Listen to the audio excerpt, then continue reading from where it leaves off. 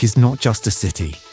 It is a living chronicle, a place where time folds in on itself and history rises from every stone, every shadow, every echo drifting through its ancient streets.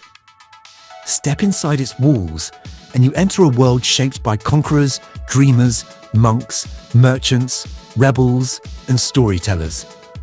A world where the past is not forgotten, it is alive. From the moment you arrive, York surrounds you with its presence. The city walls, stretching like a stone spine around the old heart of the city, carry the weight of nearly 2,000 years. Walk them, and you feel the rhythm of centuries beneath your feet.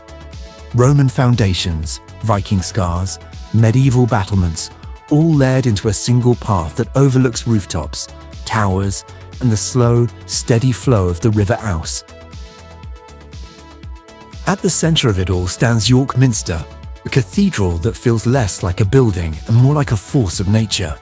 Its towers rise like guardians of the sky, its stained glass burns with stories of saints and kings, and its vast stone pillars hold the silence of ages. Inside, the air feels different, heavier, sacred, filled with the quiet hum of history.